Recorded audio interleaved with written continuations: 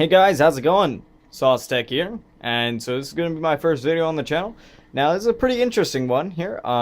It's actually really cool. I have an old Dell XPS from around 2006 or so, and it's, you know, obviously it's old, but it has got some really neat modern stuff that, you know, modern day computers don't have, which is really cool. So I wanted to show you guys around, and it's actually broken right now, so I wanted to actually see if I could fix it too. So let's go ahead and cut down to there.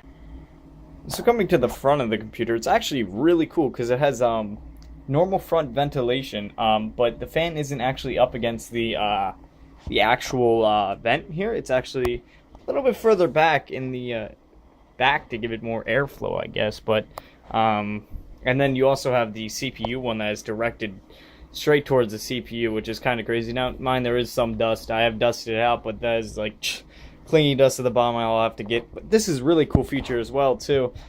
Coming up to the front, there's let's see here, how can I hold this? Alright, so coming up to the front, there's actually removable cages as well. You can put hard drives or optical drives up here in the front, which is really nice. These are really weird to get. Oh yeah, there we go. So they're really weird to get handle of, but there's like little handles, as you can probably see, I don't know, that you can pull down, and then releases a whole bunch of drive cages that you can use for hard drives or optical drives. This thing does look like a server, I'm not gonna lie. And then you have the Dell XPS logo down here, which is really nice. It's fully metal, like it's really heavy. Like, I mean, I think it's almost like 50 pounds. So, but let's go over some of the specs of this thing. So it has a NVIDIA, let's see, 2 something. I can't remember. This is, for its time, this is some really intense crap, because this is an XPS series, so one of their more powerful computers of the day, enthusiast computers. So we actually have an Intel Core 2 Duo, which is crazy. Windows Vista, and then inside we have a NVIDIA graphics card. Not too sure. I think it's a NVIDIA GT 200 something. I can't really tell you by just looking at it. It doesn't have no designs or anything, but yeah, there's still dust. It has a really nice cooling system here. Matter of fact, this has a copper heat pipe going down here to cool down any of the graphics cards that you have within the PCI slots, so that's really cool. And then obviously the direct 6-mounted CPU cooler for the CPU, and it's really nice as well. It also dissipates heat really well. Here, let's see if I can get the light in there. Let's see, you can get in there. Let's see.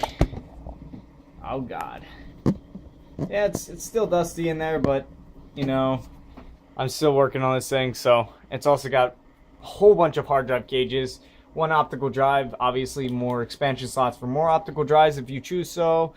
Floppy disk drive that you can probably place, maybe even 2 if you really wanted to. A Chinese power supply, obviously made by Dell. What else? Motherboard is obviously custom, which this is really cool. I don't know if you guys seen this before. So this right here is a 18 get that wire out of here. This is a 18-pin power connector. Also another slot for this. I have no idea what they're to, but it's really cool. CMOS battery down here. And this thing is kind of wiggly because I didn't place it in correctly. And then we have the 24-pin up here, actually. Let's see if we can see that. I hate this flashlight. I hate my room lighting, as a matter of fact. Alright, so let's see. Where's that 24? There it is. So there's the 24-pin right there.